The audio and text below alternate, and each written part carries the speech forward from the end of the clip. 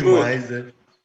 Eu não sei o que tem que duvidar e o que tem de dúvida, então eu fico só de boa. Para mim, não adianta. O meu grau de incerteza quanto à matéria do Caio é tão grande que eu não consigo formular uma pergunta, então fica calado. Do mesmo jeito, viu, Abel? Falar. Eu tenho umas dúvidas, mas nem sei se eu posso perguntar para ele, sabe? Que aí vai ficar muito claro que eu parei lá atrás. Tô naquela do ditonga ainda, quando junta duas letras lá, como que pronuncia. Depois disso eu não peguei mais.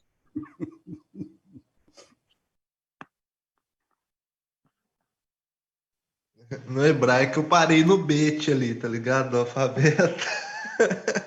Não, o alfa eu aprendi, Du. As outras letras não sei não, cara. Mas se pedir para eu fazer o bet também, eu não sei se eu consigo, não.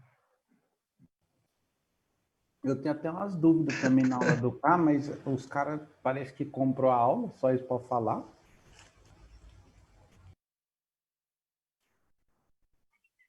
Mas você sabe. 99153-0245.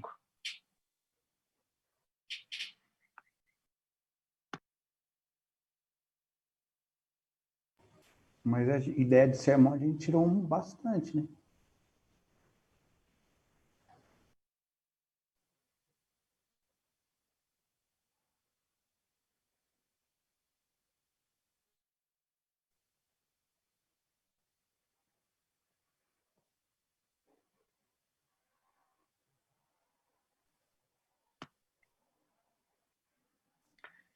Bom dia, pessoal.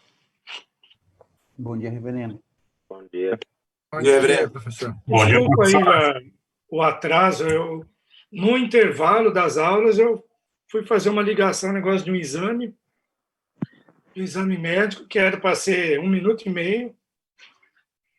Aí tinha um negócio errado lá, fiquei 10 minutos preso ali no telefone lá. Eu tinha uma consulta marcada e eu talvez já tenha comentado com vocês que eu tenho hipotiroidismo. E eu fui no médico no final do ano passado e o médico estava achando que teria que mudar a dosagem da minha medicação, que é a reposição hormonal que a gente faz, né? Levotiroxina. E ele marcou uma consulta para abril, final de março, começo de abril. E eu tinha que fazer um exame de sangue para levar. Só que nisso entrou a quarentena. Aí eles desmarcaram a consulta. Então agora foi marcado de novo e eu fui ligar e fiquei 10 minutos ali para acertar no laboratório o negócio do exame. Mas tá bom. Eu acho que eu não vou morrer ainda não, mas tem que fazer os exames aí certinho e tal, né? Ver como que tá e tudo mais, né? Bom, gente, eu sei, né, mas para tristeza de vocês, não vai ter aula semana que vem, né? Então, vamos aproveitar hoje, né? Falar bastante coisa aqui. Eu estou com furor pedagógico hoje, então nós vamos trabalhar bastante aqui hoje, né? O nosso tema de hoje continua essa nossa questão aí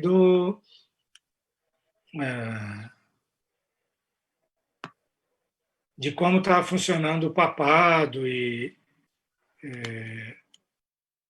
a relação do papado com o poder temporal, o poder político e tudo mais, né? Então a gente já viu que o papado teve um auge e depois teve um período de decadência e isso provocou inclusive o chamado cisma ocidental, o grande cisma do Ocidente, né? Teve o cativeiro babilônico da Igreja e o grande cisma do Ocidente. Isso vai cada vez mais desenvolver na Igreja uma ideia que nunca esteve totalmente apagada. Sempre teve setores da Igreja duvidando não concordando, pelo menos, dessa postura, vamos dizer assim, monárquica de direção da Igreja pelo papado. O Papa foi ficando cada vez mais poderoso. Isso tem motivos teológicos, mas, obviamente, tem motivos políticos, motivos econômicos. Tem a questão da simonia, porque o Papa negociava cargos eclesiásticos e, obviamente, quem aceitava negociar apoiava o poder do Papa, mas tinha muitos bispos, muitos teólogos, que achavam que esse não era o caminho certo. E entre esses tem a teoria conciliarista. Então, tem o conciliarismo. O que é o conciliarismo?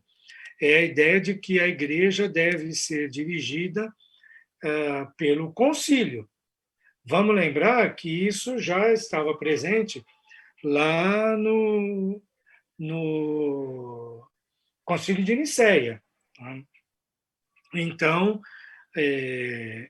há um aspecto teológico, né? Há uma teologia aí que a Igreja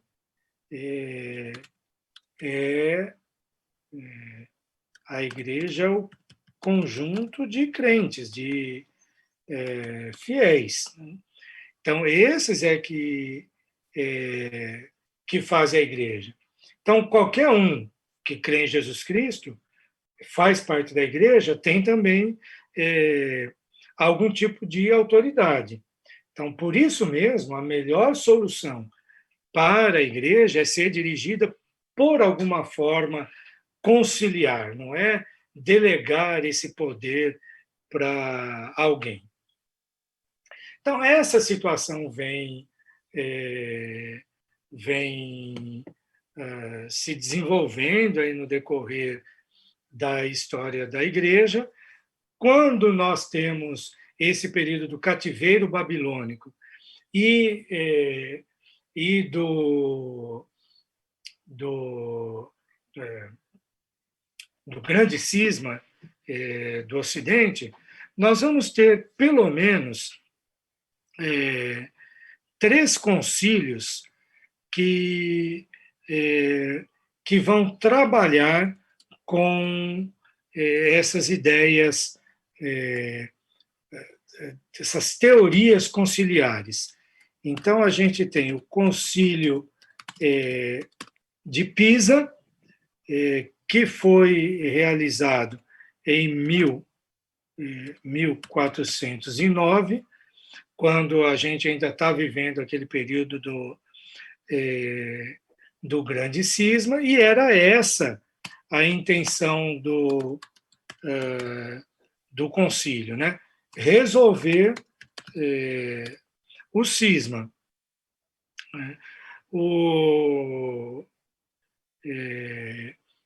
Então, foi eleito um novo Papa, e o que resultou daí foi que a Igreja tinha 3 papas. Então, esse concílio, de fato, acreditava na ideia de que, olha, um concílio pode resolver os problemas da Igreja.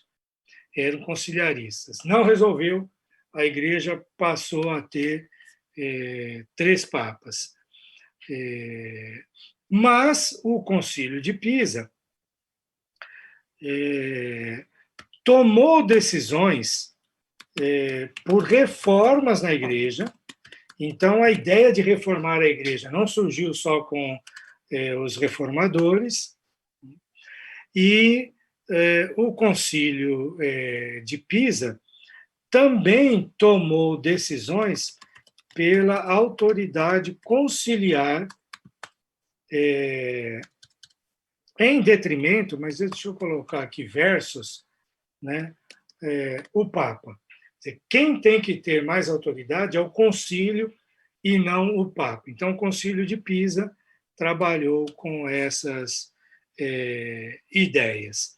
O concílio seguinte é o Concílio de Constança.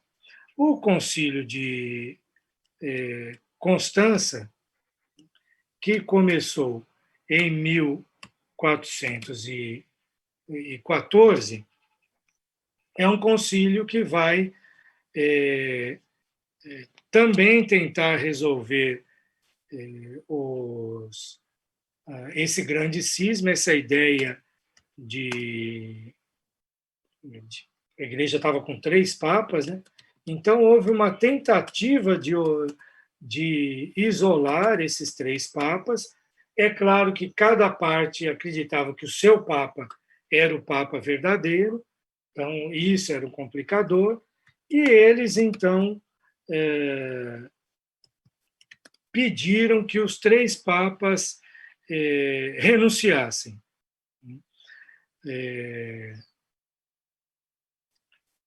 Óbvio que nem todo mundo estava disposto a apresentar essa renúncia, né? E esse concílio de Constança também trabalhou em direção a algumas reformas, né? Então, por exemplo, o concílio combateu a simonia, combateu também o pluralismo episcopal. O que é esse pluralismo episcopal? É que nessa época, até o período, até depois de Lutero e tudo mais, até o Concílio de Trento ser realizado, um bispo podia ter mais de uma diocese. Então, esse era um problema, é um drama, porque isso, além disso combinar com simonia e com poder do bispo, e o bispo não devia ter poder, porque o bispo normalmente ele comprava as dioceses, né? Só que eles não falavam que era comprar, eles davam oferta lá para o Vaticano, para o Papa e tal, e aí acabava ganhando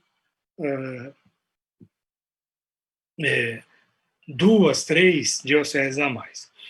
Mas isso gerava um outro problema, que também Constança tentou combater, que é o absenteísmo. O que é absenteísmo? É a falta, a ausência. Porque se um bispo tinha mais de uma diocese,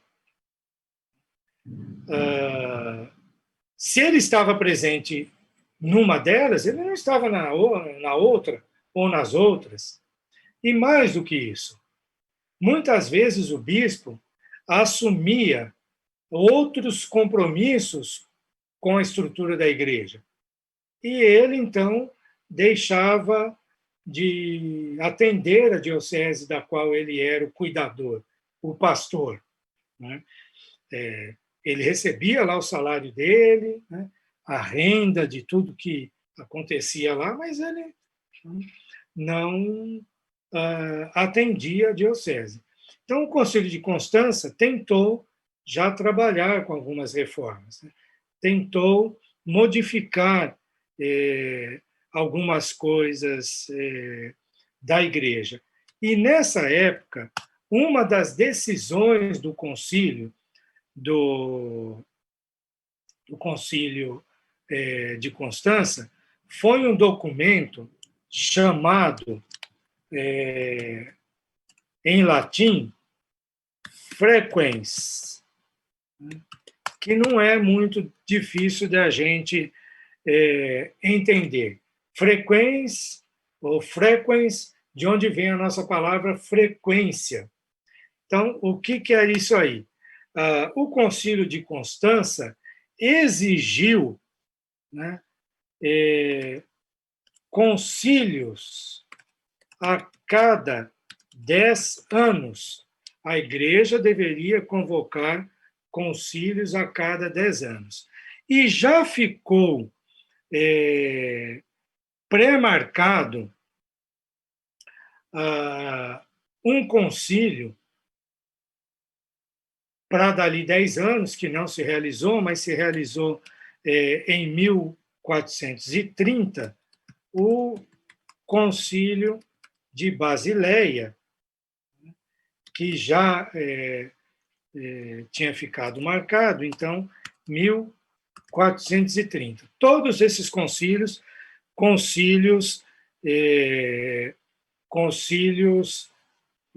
conciliaristas, quer dizer, eles queriam enfatizar o poder do concílio e diminuir o poder do Papa. Para quê?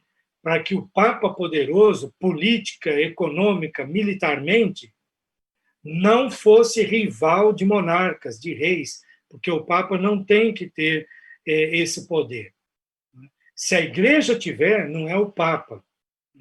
Então, o Papa tem que se submeter às decisões do concílio. É mais ou menos como acontece mutatis mutandis, né, como dizia, guardadas as devidas proporções,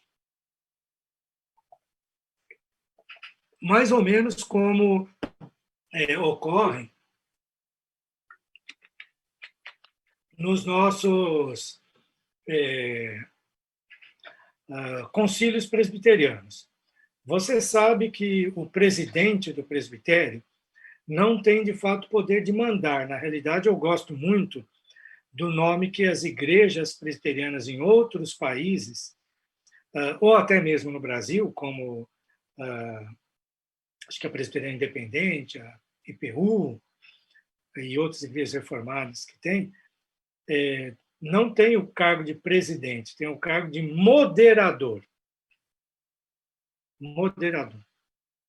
Então, o moderador cuida da reunião enquanto ele está acontecendo. Acabada a reunião, ele não tem mais poder, o poder é do concílio. Então, quem fica mais poderoso é o secretário executivo, mas o que o secretário executivo tem que fazer? Ele não tem que tomar decisões, ele só tem que aplicar as decisões que foram tomadas. Então, esses concílios reformadores vinham trabalhando nessa ideia. O Papa é um funcionário do concílio. Não quer dizer que ele não fosse importante, mas ele, como funcionário do concílio, então, ele vai ter o poder limitado pelo próprio concílio. Ele deve trabalhar conforme o concílio designou. O Concílio de Basileia chegou a limitar, olha só, a grana do Papa. Chegou a colocar limites na forma como o Vaticano deveria gastar esse dinheiro. Obviamente que o Papa que estava dirigindo a Igreja naquela época ficou meio desgostoso com essas ideias, transferiu o concílio para uma cidade onde ele tinha gente mais favorável a ele, lá, a liderança da cidade e tal, transferiu o concílio para a cidade de Ferrara, a cidade italiana de Ferrara. Ele deu uma desculpa para essa transferência, que a Igreja precisava de apoiar o imperador do Sacro Império nas disputas com o Império Turco, que estava chegando ali. Como vocês sabem, 20 e poucos anos depois, os turcos otomanos acabaram tomando a cidade de Constantinopla, né? Então, eles a desculpa que ele deu foi um pouco o país, quer dizer, buscar uma união para ajudar Constantinopla, né? Porque, afinal de contas, Constantinopla estava sendo atacada por muçulmanos e Constantinopla, apesar de não ser da Igreja Católica Apostólica Romana, mas era cristã, né? Isso aí acabou não ajudando as teorias conciliares, e a atitude do Papa de mudar o concílio, de chamar o pessoal à unidade para vencer os muçulmanos e tudo mais, então acabou gerando um fortalecimento do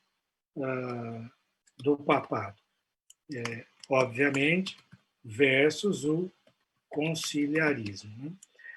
Mas é óbvio que isso ainda não tinha resolvido toda a questão. Quando a gente tem o período das reformas protestantes, ainda está muito presente essa disputa entre o poder do papado e os conciliaristas e tudo mais, né? Então, a Igreja convivia, e, num certo sentido, ela convive com isso até hoje, mas o papado foi se tornando cada vez mais poderoso, mais forte dentro da Igreja. Muito bem.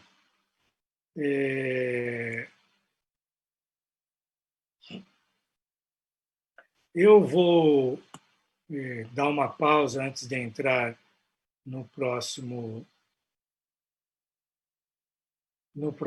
tema, que é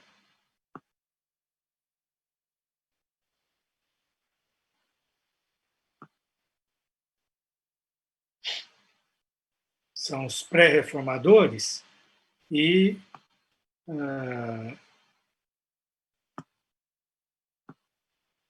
vou fazer aqui a chamada. Então, nós estamos aqui dia 9/10. Abel?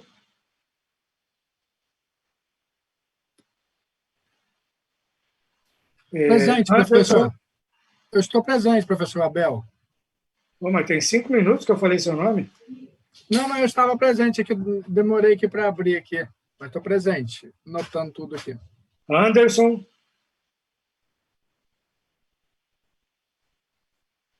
André Luiz? Presente. Cleverson? Daniel? Presente. Danilo?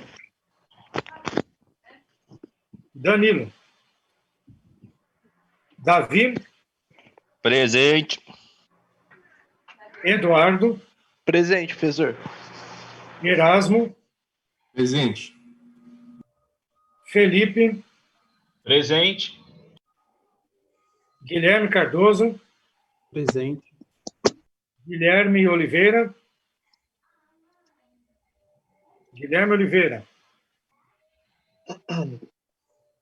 Hudson? Presente. Jader? Presente. Jefferson? Josemar? Lucas Brutotti? Presente. Lucas Temperley? Presente. Luiz Carlos? Presente, reverendo. Matheus Canezinho? Presente. Matheus Almeida? Presente, reverendo. Miguel, Presente, professor. Misael, Presente. Nicolas,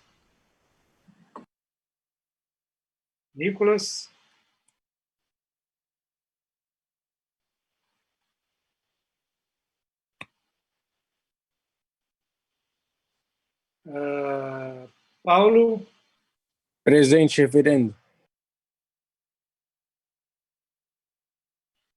Renato, Presente. Rogério,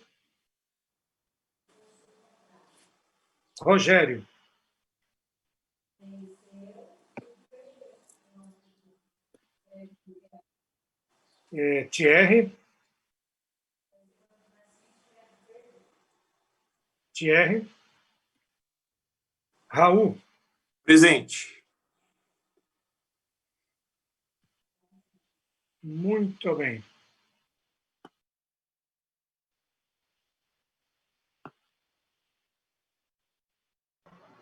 Professor, Oi, Eduardo que tá falando aqui. O senhor fez chamado nas últimas aulas? Como que ficou? acho que eu coloquei presença para todo mundo, porque eu não consegui fazer. Ah, tá bom então. Obrigado. Ué, não, tá errado.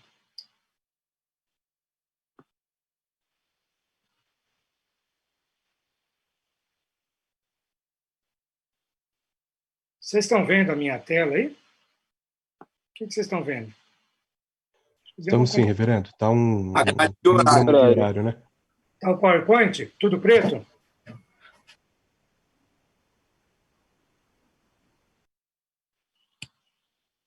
Tem hora que dá umas falhas na tecnologia aqui. Era isso aqui.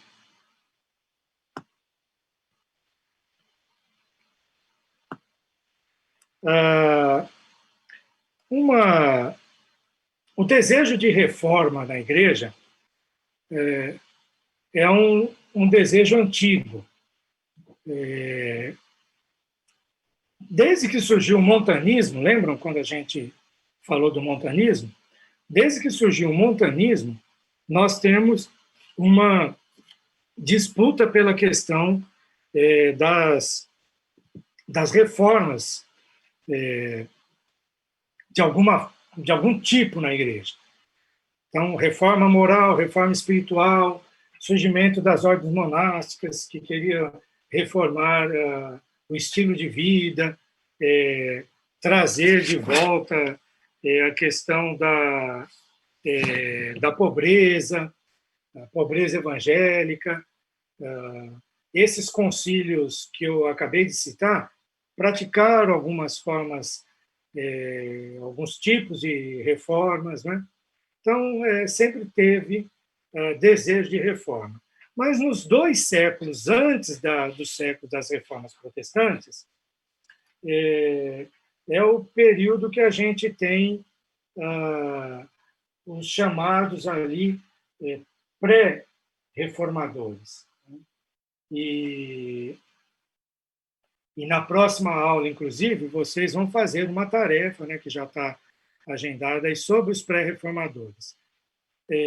Vamos ver, então, alguns desses pré-reformadores. Eu tirei de 2 livros, né? Esse aqui primeiro é Cronologia de História Eclesiástica, o livro todo é assim, então eu tirei uma página, né? Aqui que fala das heresias medievais e a pré-reforma. Então, é curioso que ele junte aqui na pré-reforma a questão das heresias, né? Dificilmente algum historiador faz isso, mas ele coloca o que seriam 2 heresias, né? Os albigenses e os valdenses, e alguns itens aqui que são consideradas heresias, foram consideradas heresias para a igreja oficial, né? Para a igreja católica apostólica romana, embora era a igreja cristã, não existia ainda o protestantismo, né? Os albigenses, que são do século XII, quer dizer, 4 séculos ainda antes do século da Reforma Protestante, eles acreditavam na autoridade só do Novo Testamento, eles tinham alguns problemas teológicos, como serem um tanto maniqueístas, né, dualistas, achavam que tinha um Deus bom e um Deus mau, né? Eram absolutamente ascéticos, eles formaram comunidades que se isolavam, que não se casavam, porque estavam se preparando para o reino de Deus e tudo mais, achavam que a igreja não tinha mais autoridade para ministrar sacramentos e para ensinar como doutrinas que eles consideravam equivocadas, a doutrina do purgatório e tudo mais, né? Está escrito aí. Uma outra heresia, a gente já conversou, que é a questão dos valdenses, que é um grupo de pessoas liderada por esse homem, Pedro Valdo, que era um rico comerciante da França, da Itália, desculpa, e que começou a juntar pessoas para ler a Bíblia em comum, ler juntos, né? Mas ele não era sacerdote. E lendo a Bíblia, ele começou a desenvolver um estilo de vida simples, acabou vendendo parte dos bens dele, ele tinha família, ele cuidou da família, deixou parte dos bens para o sustento da família, e aí foi viver uma vida mais pobre, sem abandonar totalmente a família, e ele acabou excomungado porque ele dizia que a igreja e a tradição não tinham autoridade sobre o cristão acima da Bíblia. Então, ele tinha 2 erros graves. Um é esse ensino, que a Bíblia está acima da tradição e do clero, né? E outro, ensinar isso, como ele não era sacerdote, ele não tinha autoridade para ensinar e para ler a Bíblia com as pessoas. Então, ele acabou excomungado. O mais conhecido nosso, como pré-reformador, é o Wycliffe, John Wycliffe. Era um professor de Oxford, não era qualquer um, não só ele era professor, como ele trabalhou para a monarquia inglesa, ele foi diplomata, ele representou o monarca inglês em algumas cortes na Europa, se eu não me engano, inclusive no Vaticano, e ele acreditava que a Bíblia tinha autoridade tanto sobre o Papa, como sobre a Igreja toda e sobre o monarca. Todos devem estar submetidos à Bíblia, na opinião do Wycliffe. E ele dava tanta importância para isso que ele traduziu o Novo Testamento para inglês. O projeto dele era traduzir a Bíblia toda, né? E isso é tão importante que até hoje existe, talvez alguns de vocês já tenham tido contato com uma associação chamada Associação Wycliffe de Tradutores da Bíblia, em português, AWTB.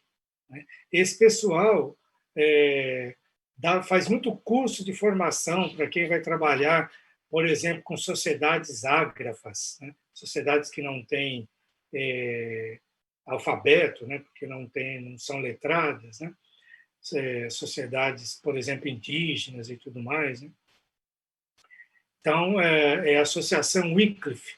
Então, tem o nome do Wycliffe por causa disso, né? Essa ênfase em traduzir a Bíblia. Por quê? Colocar a Bíblia na mão do povo, nem todo mundo sabia ler, mas, teoricamente, né, dar acesso à Bíblia para que as pessoas tivessem acesso à autoridade maior que existia, que era a Bíblia, na Professor, opinião do Wycliffe. Pois não? com os valdenses, com Pedro Valdo, ele chegou a produzir algum material ou ele só ensinava na língua? Ele não chegou Só a ensinar. produzir. Não, só ensinar. Ele foi excomungado, né? E aí eles produziram depois, não nesse período.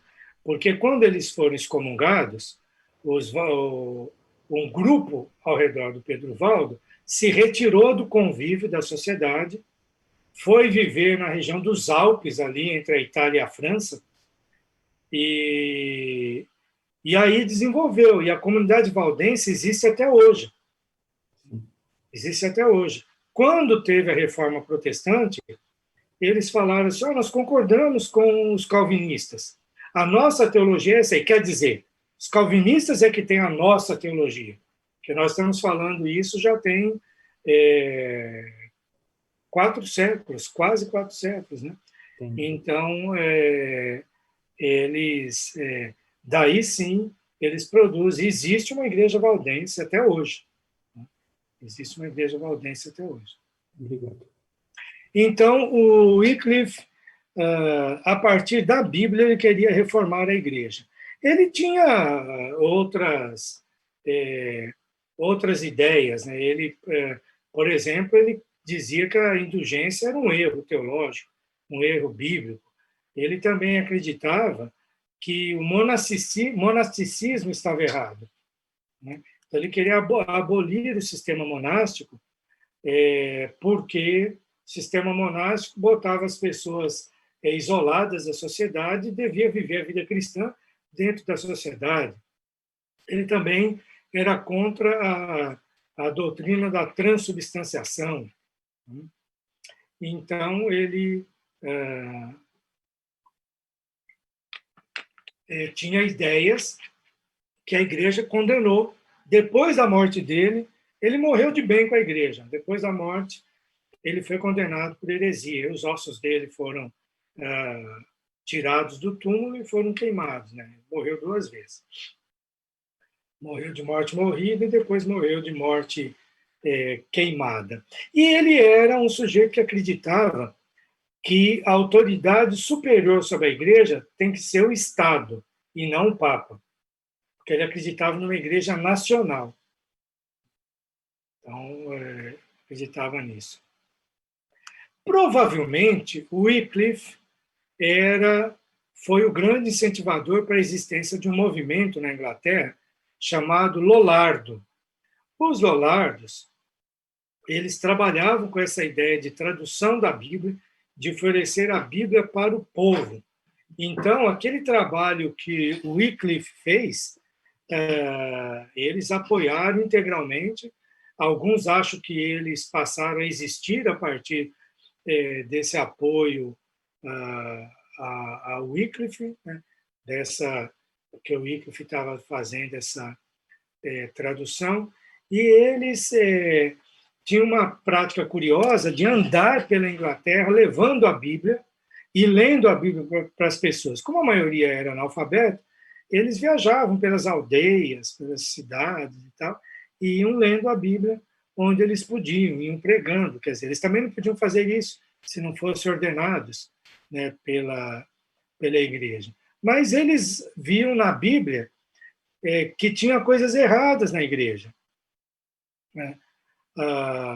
O clero se envolvendo em outras questões que não só o cuidado pastoral, a ideia do celibato, eles achavam que era antibíblica, né? Imagens, né? Então, a doutrina da transubstanciação, eles concordavam com Wycliffe. Um outro nome que ficou muito conhecido foi o Jan Hus, que era ele era professor na Universidade de Praga, a região que é a Tchecoslováquia hoje, né? A região da Boêmia. Tchecoslováquia, olha aí. Tchecoslováquia não existe mais, né? A República Tcheca, né? Que é na Universidade de Praga, né, cidade de Praga. Né?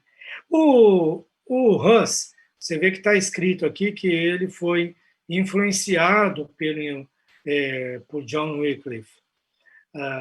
Tanto foi influenciado que o Hus foi o tradutor das obras de Wycliffe para a região dele, para a Boêmia. Ele traduziu as obras de Wycliffe para os boêmios. O Wycliffe, o Hus, desculpa, que tinha uma posição importante, ele era professor e chegou a ser reitor da Universidade de Praga, ele acabou condenado naquele concílio de Constança, tá vendo? O concílio que eu acabei de citar aqui, como um dos concílios, o segundo que eu citei, conciliarista, né, que fez reformas na igreja, mas o concílio de Constança também condenou Hus à morte por heresia. E ele foi morto por heresia, lá na cidade de Constança mesmo. Né? Ele foi queimado. Mas as ideias dele não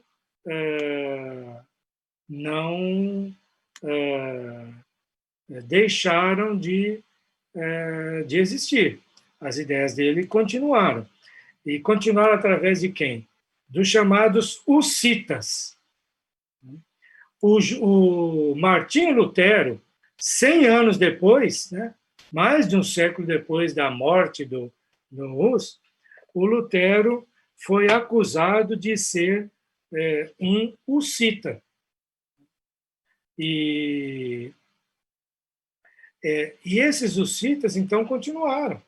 As ideias de Hus continuaram. Né? O que eles defendiam? Né? Pregação livre da palavra de Deus, quer dizer, não é o clero o detentor da palavra de Deus, qualquer pessoa que lê a Escritura pode pregar. Eles defendiam a ideia da ceia ser administrada sobre duas espécies. O que é isso? É dar o pão e o vinho, que na Igreja Católica o costume é só oferecer o pão ao fiel, né? No caso da Igreja Católica, a hóstia. Né? Eles defendiam também a ideia da pobreza, né, apostólica. Ele achava que o sacerdote, o clero, não tinha que ter bens. E eles achavam que devia ter algum tipo de castigo para as pessoas que cometessem pecados mais notórios, né? E eles, inclusive, falavam especialmente a simonia, quer dizer, um padre chegou a ser padre, pároco de uma catedral lá, de uma igreja mais rica, porque ele comprou aquilo lá para ter vantagem, a simonia, então isso deveria ser castigado. Então, pois não. O senhor comentou da questão da ceia da Igreja Católica, que eles oferecem somente a hóstia, né, o pão. Quando que isso começou e tem alguma explicação para essa questão? Olha, eu não sei exatamente assim todas as explicações, mas como a hóstia e o vinho se transformam, a doutrina da transubstanciação, literalmente, é literal, em corpo e sangue de Cristo, e como o vinho, obviamente, sendo um líquido, é muito mais passível de ser derramado e tudo mais, então o respeito ao corpo de Cristo é uma explicação assim teológica para oferecer só a hóstia. Agora, eu acho que também tem razões práticas, né? Imagina, cada vez que tinha Santa Ceia, nem sempre foi semanalmente e tal, né?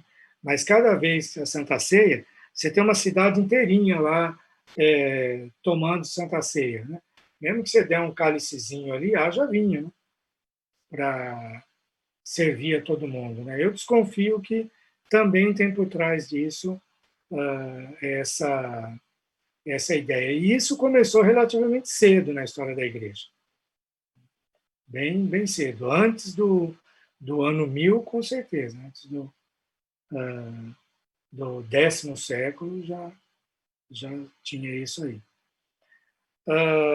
O próximo nome que aparece muito é o Jerônimo ou Girolamo, né, que alguns traduzem por Jerônimo, Savonarola. O Savonarola ele não era tanto, eu acho, um pré-reformador como Wycliffe e Hus, que tinha questões teológicas, dogmáticas mais profundas. O Savonarola foi convidado para ser pastor numa das cidades mais importantes da Europa, Florença, das mais ricas. Era a cidade dos Médici,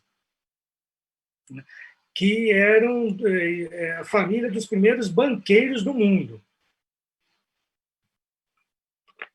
Família poderosíssima. Essa família tinha monarcas, essa família tinha riqueza material, banco, né?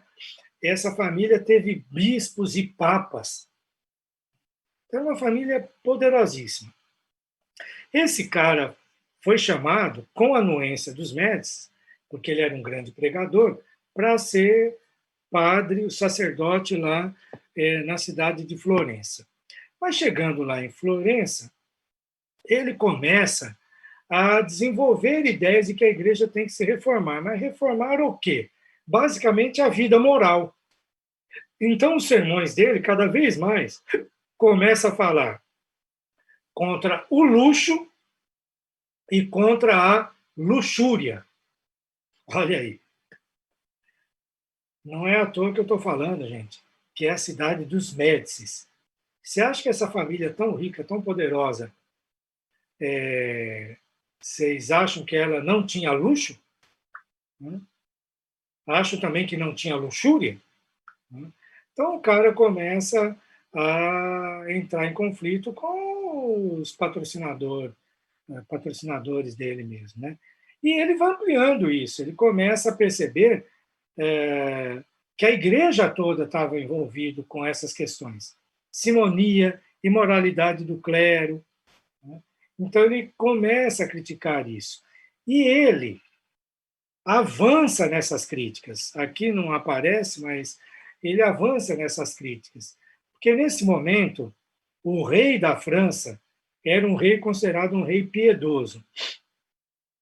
E ele achava, e começou a defender isso nos sermões dele, que seria vantajoso para Florença que os Médicis perdessem poder e, obviamente, o papado também perdesse poder para o rei francês e que a França dominasse essa parte da Itália, Florença e outras regiões ali vizinhas. Então, não deu outra. Ele acabou se envolvendo numa verdadeira guerra civil que Florença se passou, né? Um pouco até por causa das pregações dele, outro pouco porque, de fato, o rei francês estava tentando invadir lá, né? E ele acaba condenado e morreu enforcado. Mas, então, a grande questão da reforma dele não tinha tanto questões doutrinárias que nem tem com Wycliffe e com Hus, né? Era mais questão da vida moral mesmo. E, em geral, são esses três conhecidos como os pré-reformadores: Wycliffe, Hus e Savonarola. Mas é interessante perceber, com os hussitas e com os lollardos, como os valdenses, que não são só intelectuais que defenderam a reforma. A gente tem outras pessoas que os nomes não ficaram registrados. Então, tinha muita gente dentro da igreja vivendo uma vida cristã moral, uma vida cristã correta e tudo mais, né? Por isso que eu falo em reformas protestantes. Então, essas reformas sempre estiveram presentes na vida da igreja. O outro quadro é de um outro americano chamado John Walton, O título do livro é História da Bíblia. Eu falei o primeiro livro, né? A Cronologia de História Eclesiástica. Se eu não falei, repetindo, Terry Williams, né? O livro todo é dessa forma. Todo o livro são quadros. Cada página é um quadro assim, né? Você vê aqui o número é 21. E esse livro também é do Robert Walton, a História da Igreja em Quadros. Também, assim, cada página tem essa forma aqui, né? Então, aqui tem os precursores da Reforma. E eu gosto muito de trazer esse livro. Aqui ele não trabalha com precursores da Reforma no sentido da população, como o Terry Williams trabalha aqui, que ele fala dos valdenses, fala dos lollardos e fala dos hussitas, né? Mas ele apresenta mais nomes além do Wycliffe, do Hus e do Savonarola. Então, ele apresenta pelo menos mais 3 nomes, pelo menos não, tem mais 3 nomes aqui, como você vê, tem 6 nomes, né? Então, vamos aos nomes que ele, o Walton apresenta aqui, e que eu acho que são interessantes. O Thomas Bradwardine, você vê que ele é mais velho que o Wycliffe, né? Quando ele morreu, o Wycliffe tinha cerca de 20 anos, então provavelmente o Wycliffe conheceu, leu alguma coisa desse homem. Esse Thomas Bradwardine era um homem muito culto, muito capaz. Ele deixou obras de teologia e de filosofia e de matemática. Então, era um homem muito culto. Ele chegou a ser o cardeal lá da Inglaterra, ele foi o arcebispo da Cantuária, acabou morrendo vítima da peste, mas ele era um homem que desenvolveu ideias também, que eu não sei porque que o Walton não colocou aqui, mas ele desenvolveu ideias também de supremacia da Escritura Sagrada, e especialmente ele trazia ideias de que a graça de Deus acima de qualquer coisa na salvação. Não tem participação humana. Essa é uma discussão perene na história da Igreja. A graça de Deus acima de tudo. Pois não. Estes homens que o senhor está citando aí, por um acaso, no período deles, eu sei que eles tiveram, pelo menos foram aqueles que influenciaram a escrever catecismos e as próprias confissões de fé que vieram, eu acredito que em número maior depois da Reforma, mas eles tiveram alguns escritos nesse sentido de catecismos também, nesse período, ou não era viável, não podia? Eu até podia, mas que catecismo, nesse caso aqui, era prerrogativa do clero, né, da igreja. Então, mas a igreja mais institucional, não de pessoas individuais, né? Eles escreveram muitas obras e nas dioceses, Thomas Bradwardine, por exemplo, ele desenvolvia essa ideia da graça de Deus na prática pastoral dele. Então, isso estava presente. Então, teologicamente, essa ideia dele era defensável desde os pais da igreja. Então, os pais da igreja, passando por Agostinho, passando por Tomás de Aquino, tudo, era uma ideia que ninguém podia acusar de heresia. Entendeu? Mas ele dava uma ênfase que depois, mais na frente, vão dizer ele já era um precursor da Reforma. A mesma coisa do italiano Gregório de Rimini, que, do mesmo modo, no século XIV, veja, ele era monge agostiniano.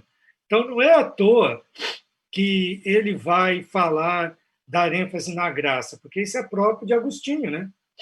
A graça de Deus acima de qualquer coisa. Aí a gente tem o Wycliffe, tem o Hus, tem o Savonarola também, mas vamos para o Wessel, né? O Wessel, aqui fala que ele era teólogo alemão. Na realidade, ele falava alemão, mas ele não era exatamente do que é a Alemanha hoje. Ele era da região que são os Países Baixos, a região que é a Holanda, né? Mas daquela parte que falava o alemão, né? Esse Wessel fez parte de um grupo chamado Irmãos da Vida Comum, né? Que é um grupo dessas pessoas, desse grupo de leigos, né? Dessas pessoas comuns que se juntavam para viver a vida cristã, ler a Bíblia, orar juntos. Então, o Johannes Wessel, ele fazia parte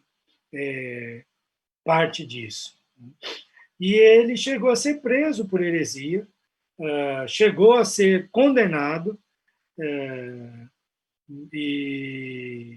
mas ele morreu antes de ser morto, né? Na realidade, ele diz aqui, lembra aqui, né, que ele se retratou e tal, né, porque ele preferia servir a igreja, né? O Wessel, quais eram os problemas que tornam o João de Wessel, que é tão pouco conhecido pelos protestantes? Sempre que você ouve um sermão que fala dos pré-reformadores, fala só do Wycliffe, do Hus e do Savonarola, né? Às vezes fala do Pedro Valdo, né? Mas nem sempre fala, né? Mas esse Wessel, ele é muito importante. Tão importante, gente, presta atenção. Lutero publicou, editou as obras do Johannes Wessel na Saxônia. Lutero foi editor das obras do Wessel na Saxônia. E sabe o que ele disse na apresentação da edição das obras do Wessel? Se tivessem ouvido o Wessel, eu não teria que fazer o que eu fiz. Romper com a igreja. Então, palavras do Lutero sobre o Wessel, para vocês verem a importância dele. Pois não? Então, eu achei que alguém ia falar. Então, o João Wessel é fundamental também nesse período de pré-reforma, né? Quais eram os aspectos? A transubstanciação, como o Wycliffe já condenava. Veja que o Wessel já é do século seguinte do Wycliffe, quer dizer, ele nasceu quase 100 anos depois do nascimento do Wycliffe, né? 90 anos, mais ou menos, né? 1329, 1420. Essas datas a gente nunca sabe assim com certeza absoluta, né? Especialmente do nascimento, às vezes da morte desses mais conhecidos já se sabe, né? E quando ele morreu, em 1489, Lutero já era nascido. Erasmo de Roterdã também já eram nascidos. Lutero era criança quando o Wessel morreu. O Lutero, se eu não me engano, é de 1483, 84, por aí. Então, Lutero cresceu num ambiente que já tinha visto as teorias aí do Wessel. Entre elas, a negação da doutrina da transubstanciação, como Wycliffe falava, e, obviamente, o Hus, que foi o tradutor do Wycliffe, concordava. O Wessel já criticava as indulgências e o celibato, acreditava que eram erros teológicos da Igreja, eram erros teológicos, eclesiásticos, vou dizer assim, eram erros teológicos, eclesiológicos e eclesiásticos. E o Wessel também, como os demais reformadores, dava uma grande ênfase à autoridade da Bíblia, da Escritura, acima de qualquer coisa. Muito bem, é isso. Então, nós encerramos aqui essa última aula antes da semana ontológica, e vocês vão aí ter uma semana cheia de prazeres, de alegria, né? Vão aproveitar para ficar bastante em casa, curtindo, descansando, né? Então, eu desejo muitas felicidades aí para vocês. Beleza? Obrigadão, professor. Valeu, reverendo. Tchau, tchau. Falou, até mais. Um abraço. Falou, Reves.